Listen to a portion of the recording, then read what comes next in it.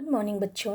आज हम क्लास 10 की वर्कशीट नंबर 55 को देख रहे हैं बच्चों, जो कि 13 नवंबर 2020 के लिए है। बच्चों, हम अपने चैप्टर लाइट यानी प्रकाश को पढ़ रहे हैं, जिसमें आज हम पढ़ेंगे अवतल दर्पण और उत्तल दर्पण के द्वारा प्रतिबिंब के रेखा चित्र कैसे बनाए जाते हैं, यानी कि अवतल और उत्तल दर्पण द्वारा जो प्रतिबिंब बनते हैं उनके रेखा चित्र को हम किस तरीके से दिखा सकते हैं, बना सकते हैं। बच्चों, ये हमारे एग्जामिनेशन पॉइंट ऑफ व्यू से बहुत इम्पॉर्टेंट है, इसलिए आप इसको ध्यान से देखेंगे। तो बच्चों, हम सबसे पहले देखते हैं अवतल दर्पण द्वारा प्रतिबिंब के रेखा चित्र। हम इसमें 6 स्थिति देखेंगे, जिससे जहाँ की वस्तु रखी गई है और उन 6 स्थितियों के कारण वस्तु अलग अलग अपना प्रतिबिंब कहाँ बनाती है, हम इसी को रेखा चित्र के माध्यम से जानने की कोशिश करेंगे।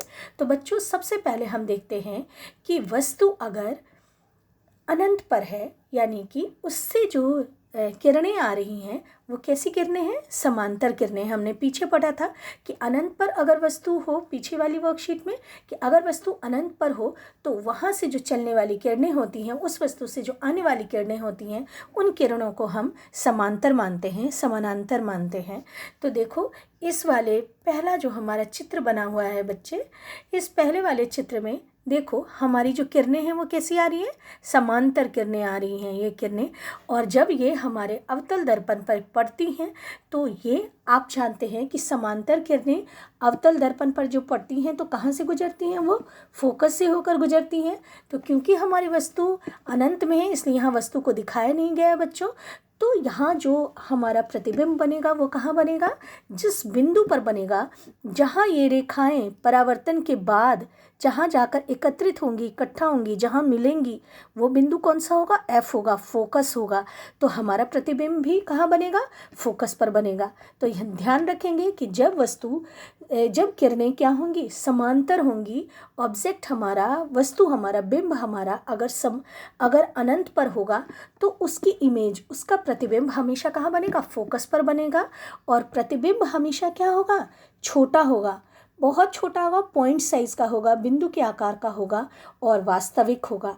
देखो, प्रतिबिंब 2 प्रकार के होते हैं बच्चों, एक वास्तविक और दूसरा आभासी। तो जो वास्तविक प्रतिबिंब होते हैं उसको हम पर्दे पर उतार सकते हैं, यानी वो प्रतिबिंब हमें पर्दे पर दिख जाएगा। अगर हम पर्दा लगाते हैं, अगर हम प्रतिबिंब को देखने की कोशिश करते हैं अपने दर्पण के सामने, तो हमारा वो प्रतिबिंब दर्पण पे उतारा जा सकता, पर्दे पर उतारा जा सकता है। लेकिन जो आभासी प्रतिबिंब होते हैं उसे हम दर्पण के अंदर देख सकते हैं, उसे हम पर्दे पर उतार नहीं सकते।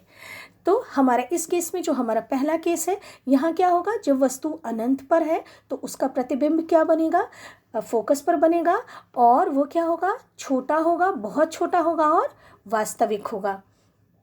देखो, ये आपके यहाँ दिया भी हुआ है बच्चे कि हमारा क्या है, जब वस्तु हमारी, पहला वाला केस देख रहे हैं हम बेटा, कि जब हमारी वस्तु कहाँ है, अनंत पर है, तो हमारी वस्तु अनंत पर है तो प्रतिबिंब कहाँ बन रहा है, फोकस पर बन रहा है, अत्यधिक छोटा है और वास्तविक तथा उल्टा है। जब भी प्रतिबिंब वास्तविक होगा तो वो उल्टा बनेगा, याद रखेंगे इस चीज़ को। यहाँ स्थिति हर जगह बेटे स्पेलिंग गलती लिखी है, स्थिति ऐसे आप जानते, सब जानते, स्थिति ऐसे लिखते हैं हम, ठीक है। तो हर जगह ये गलती लिखा पर कोई नहीं, ठीक है। उसके बाद बेटा हम सेकंड केस देखते हैं। देखो, यहाँ हम सेकंड केस देख रहे हैं बेटा कि जब वस्तु हमारी क्या है, सी से परे है, सी से परे है यानी कि अनंत और सी के बीच में है। दूसरा केस क्या हो गया हमारा, जब वस्तु अनंत और सी यानी वक्रता केंद्र और अनंत के बीच अगर है वस्तु हमारी, देखो ये है वस्तु हमारा, तो हमारा जो प्रतिबिंब है, इस वस्तु का प्रतिबिंब कहाँ बनता है, सी और एफ के बीच में बनता है, सी और एफ के बीच बनता है, वास्तविक बनता है और क्या होता है, छोटा बनता है। तो याद रखेंगे क्या है, अगर वस्तु सी से परे है, वक्रता केंद्र से परे है तो इसका प्रतिबिंब कहाँ बनेगा, सी और एफ के बीच बनेगा, छोटा होगा और छोटा है और क्या बनेगा, वास्तविक तथा उल्टा बनेगा। थर्ड केस को हम देखते हैं बच्चों कि जब हमारा वस्तु, जो हमने वस्तु ली हुई है वो वस्तु अगर हमारे वक्रता केंद्र पर ही है यानी कि सी पर ही है, जब वस्तु सी पर ही है तो उसका प्रतिबिंब कहाँ बनता है, सी पर ही बनता है। ये है वस्तु और ये देखो प्रतिबिंब बन रहा है हमारा, कहाँ, सी पर ही बन रहा है। तो जब वस्तु सी पर है, एट सी यानी कि सी पर है, वक्रता केंद्र पर है, तो उसका प्रतिबिंब कहाँ बनता है, वक्रता केंद्र पर ही बनता है, समान आकार का होता है और कैसा बनता है, वास्तविक तथा उल्टा बनता है। देखो ये वाला केस हो गया हमारा बच्चों। हम फोर्थ केस देखते हैं कि जब वस्तु हमारे सी और एफ के बीच में है। अब देखो ये केस जो है, ये केस 4, ये हमारी स्थिति जो 4 है वो स्थिति 2 के बिल्कुल उलट है। स्थिति 2 में क्या था, हमारे वस्तु सी और अनंत के बीच थी, तो उसका प्रतिबिंब सी और एफ के बीच बन रहा था, ठीक है, और छोटा बन रहा था, वास्तविक बन रहा था। यहाँ है कि अगर वस्तु सी और एफ के बीच है, यहाँ देखो ये है वस्तु हमारी सी और एफ के बीच है अगर वस्तु, तो उसका प्रतिबिंब क्या बनेगा, दर्पण पर किरणों को टकराने के बाद जो उसका प्रतिबिंब बनेगा वो बनेगा सी से परे। अब यहाँ क्योंकि ऑब्जेक्ट हमारा, वस्तु हमारा छोटा है, तो वस्तु का प्रतिबिंब क्या बनेगा, बड़ा बनेगा। तो हमारा फोर्थ वाला केस क्या हो गया बेटा, कि जब वस्तु हमारी सी और एफ के बीच में है तो प्रतिबिंब बनेगा हमारा सी से परे, यानी कि वक्रता केंद्र से आगे बनेगा और बड़ा होगा वो, और वास्तविक तथा उल्टा होगा। उसके बाद बेटे हम फिफ्थ केस देखते हैं कि वस्तु अगर फोकस पर है, यहाँ देखो ये है वस्तु ए बी, तो अगर वस्तु फोकस पर है तो उसका प्रतिबिंब कहाँ बनेगा, अनंत पर बनेगा। देखो ये अनंत पर बन रहा है, इसीलिए इस प्रतिबिंब को दिखाया नहीं गया है। तो ये भी क्या हो गया, केस 1 का उल्टा हो गया। जहाँ वस्तु केस 1 में क्या था, वस्तु थी अनंत पर, तो उसका प्रतिबिंब बन रहा था फोकस पर।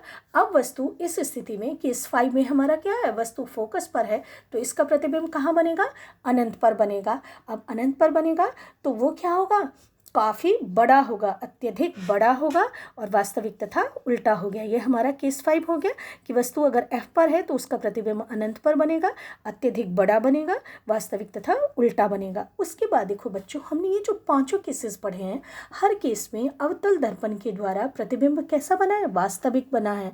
वास्तविक बनने का मतलब है कि इस प्रतिबिंब को हम पर्दे पर उतार सकते हैं, देख सकते हैं पर्दे पर।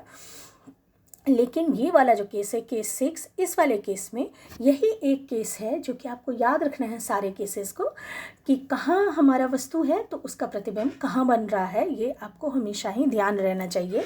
ये वाला जो टेबल है वो आप बहुत अच्छे से लर्न करेंगे बच्चों, आपके एग्जामिनेशन पॉइंट ऑफ व्यू से बहुत इंपॉर्टेंट है। तो आओ हम स्थिति 6 को देखते हैं। तो 6 जो छठी स्थिति है, इसमें कहाँ है, वस्तु को हमने कहाँ रखा है, फोकस और ध्रुव यानी कि पोल के बीच रखा है। ये देखो हमारा वस्तु है ए बी, तो जब वस्तु हमारे पोल और फोकस के मध्य होती है तो इसका प्रतिबिंब कहाँ बनता है, इसका प्रतिबिंब बनता है दर्पण के पीछे। देखो ये है हमारा दर्पण और प्रतिबिंब कहाँ बन रहा है बच्चों, यहाँ बन रहा है, इधर की तरफ नहीं बन रहा प्रतिबिंब। तो जब वस्तु हमारी पोल और फोकस के बीच होती है, ध्रुव और फोकस के बीच होती है, तो वस्तु का प्रतिबिंब आभासी बनता है, यानी कि दर्पण के अंदर, दर्पण के पीछे बनता है और क्या होता है, बड़ा होता है।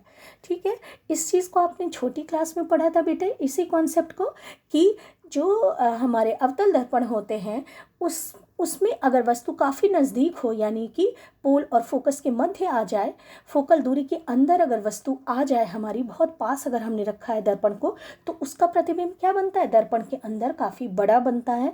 और इसीलिए जो डॉक्टर होते हैं, डेंटिस्ट होते हैं, डेंटल डॉक्टर, और या फिर मेकअप किट में जो दर्पण होता है वो दर्पण होता है अवतल दर्पण ही, ताकि हम जिस वस्तु को देख रहे हैं उसका चित्र, उसका प्रतिबिंब हमें ज़्यादा बड़ा दिखाई दे, ताकि डॉक्टर अच्छे से, जैसे दांतों में सड़न है या कुछ कर रहा है डॉक्टर मुंह के अंदर दांतों को, तो वो ज़्यादा अच्छे से दिखाई दे और डॉक्टर सही से अपना कार्य कर सके।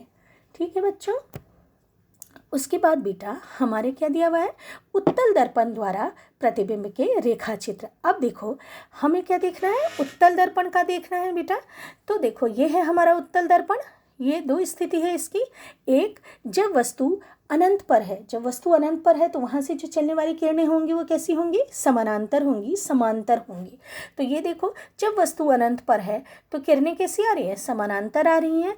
और ये किरणें आप जानते हैं कि उत्तल दर्पण में किरणें बाहर की तरफ ऐसे चली जाती है, हम पीछे की तरफ जब एक्सटेंड करते हैं तो वो जहाँ मिलती हुई प्रतीत होती है वही बिंदु होता है फोकस। तो इस केस में क्या होगा, जब हमारा वस्तु अनंत पर है तो प्रतिबिंब कहाँ बनेगा, दर्पण के पीछे बन रहा है। देखो ये दर्पण है हमारा, दर्पण के पीछे बन रहा है और वस्तु का आकार क्या है, जो प्रतिबिंब है उसका आकार क्या है, अत्यंत छोटा है, बिंदु के आकार का प्रतिबिंब है। और क्योंकि ये दर्पण के अंदर बन रहा है, दर्पण के पीछे बन रहा है, इसीलिए कैसा है, इसकी प्रकृति कैसी, आभासी है, यानी इसको हम पर्दे पर नहीं उतार सकते। याद रखेंगे कि वस्तु अगर वास्तविक होता है तो उसका प्रतिबिंब उल्टा बनता है। वस्तु का प्रतिबिंब, अगर कोई वस्तु है तो उसका प्रतिबिंब अगर हम वास्तविक कह रहे हैं कि वास्तविक प्रतिबिंब है तो वो हमेशा उल्टा होगा, और अगर हम कह रहे हैं कि उसका प्रतिबिंब आभासी है तो वो सदैव सीधा बनेगा। इस चीज़ को याद रखेंगे, प्रतिबिंब अगर वास्तविक है तो उल्टा ही बनेगा और अगर प्रतिबिंब आभासी है तो वो सीधा ही बनेगा। तो इस केस में हमारे क्या है कि वस्तु का प्रतिबिंब क्या है, आभासी है, यानी कि वो कैसा होगा, सीधा होगा। दूसरा है आपके वस्तु की स्थिति, अगर वस्तु हमारा अनंत और पोल के मध्य है, अनंत और दर्पण के मध्य है, बीच में है, तो हमारा कहाँ बनता है, तब भी हमारा जो प्रतिबिंब है वो आभासी बनता है, यानी कि दर्पण के पीछे बनता है, छोटे आकार का होता है, और वो कहाँ बनता है, हमारे एफ जो हमारा फोकस है और पोल के मध्य ही बनता है, यानी फोकस के अंदर ही बनता है। तो याद रखेंगे कहाँ है, अगर वस्तु हमारी कहाँ है, अनंत और दर्पण के बीच है तो प्रतिबिंब बनेगा दर्पण के पीछे, प्रतिबिंब होगा बहुत छोटा और वो कैसा होगा, आभासी होगा, यानी कि सीधा होगा। जब आभासी है तो वो कैसा होगा, सीधा होगा। तो ये भी बेटे बहुत इंपॉर्टेंट है।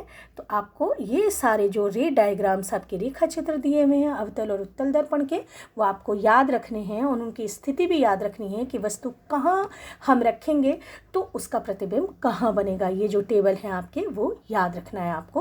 बच्चों आओ चलो क्वेश्चन आंसर को देखते हैं। बेटा हमारा दिया हुआ है, पहला प्रश्न है हमारा, वाहनों में उत्तल दर्पण का प्रयोग क्यों किया जाता है। तो हम जानते हैं कि उत्तल दर्पण द्वारा जो प्रतिबिंब बनते हैं वो क्या बनते हैं, सीधा बनते हैं और छोटे बनते हैं। तो जब वो सीधे और छोटे बनेंगे तो क्या होगा, जो वाहन के पीछे जो गाड़ियां हैं वो ज़्यादा एरिया को, ज़्यादा क्षेत्रफल को कवर करेगा और हमें जो वाहन के पीछे गाड़ी है वो सारी गाड़ियां क्या होंगी, हमें सीधी और छोटी छोटी दिखाई देंगी, यानी ज़्यादा वाहन हमें पीछे के दिखाई देंगे ताकि जो वाहन चालक है वो वाहन को सही से सड़क पर चला सके। इसीलिए वाहनों में उत्तल दर्पण का ही प्रयोग किया जाता है। उसके बाद बेटा देखो क्वेश्चन नंबर 2 है हमारा, एक छात्र वस्तु के समान आकार तथा वास्तविक प्रतिबिंब प्राप्त करने के लिए कौन सा दर्पण प्रयोग करेगा तथा इस व्यवस्था का रेखा चित्र बनाओ। तो कौन सा दर्पण प्रयोग करेगा, जब वो चाहता है कैसा कि प्रतिबिंब कैसा बने, प्रतिबिंब बने समान आकार का, जितना कि वस्तु का आकार है, जितनी बड़ी वस्तु है वो प्रतिबिंब का आकार भी उतना ही बड़ा चाहता है। तो बेटे अभी हमने अवतल दर्पण में पढ़ा था इसको, ये देखो कि अवतल दर्पण में हमने पढ़ा था कि अगर वस्तु को हम वक्रता केंद्र पर रखते हैं तो उसका प्रतिबिंब कहाँ बनता है, वक्रता केंद्र पर ही बनता है। कैसा होता है, समान आकार का होता है, उल्टा और वास्तविक है तो उल्टा है। इसके लिए हम केस 3 को देख रहे थे बच्चों। तो ये है हमारा रेखा चित्र 3। तो इस रेखा चित्र को हम बनाएंगे बेटा, ठीक है, ये वाला जो हमारा रेखा चित्र है ये बनेगा इस वाले केस में।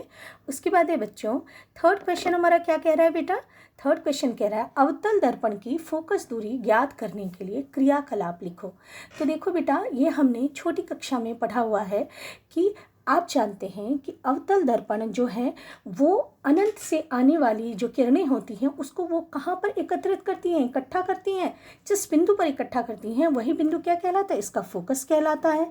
अब जो हमारा ये है हमारा बेटा, हम क्या करेंगे, एक अवतल दर्पण लेंगे, ये हमारा है प्रिंसिपल एक्सिस यानी कि मुख्य अक्ष, ये है हमारा अवतल दर्पण। हमने अवतल दर्पण लिया है, अनंत से आने वाली जो किरणें हैं वो कहाँ, वो अनंत से आने वाली किरणें जहाँ कन्वर्ज होती हैं, जहाँ पर मिलती हैं वही होता है फोकस हमारा। तो हम क्या करेंगे, हम लेंगे एक अवतल दर्पण लेंगे, हम बाहर ले जाएंगे अवतल दर्पण को, हम सूर्य के प्रकाश को एकत्रित करने की कोशिश करेंगे क्योंकि सूर्य अनंत पर है और वहाँ से चलने वाली जो आने वाली किरणें होती हैं उसको हम समानांतर मानते हैं। जहाँ पर हमें धरती पर हम इस तरीके से अपने अवतल दर्पण को रखेंगे कि हमें एक छोटा सा चमकीला पॉइंट इमेज दिखाई देगा, प्रतिबिंब दिखाई देगा किसका, सूर्य का, और उसी प्रतिबिंब यानी कि वो धरती पर बनेगा। तो धरती पर उस बिंदु, वो जो प्रकाश बिंदु है जो कि सूर्य का प्रतिबिंब है, उसके और दर्पण के मध्य जो दूरी होगी वही दूरी होगी लगभग फोकस दूरी के बराबर। तो यही क्रियाकलाप आप लिखेंगे। इस तरीके से बेटा आज की वर्कशीट आपकी खत्म होती है। बच्चों ये वर्कशीट बहुत इंपॉर्टेंट है, तो आपको ध्यान में रखना है इस वर्कशीट को। आई होप कि आप समझे होंगे। ठीक है बच्चों।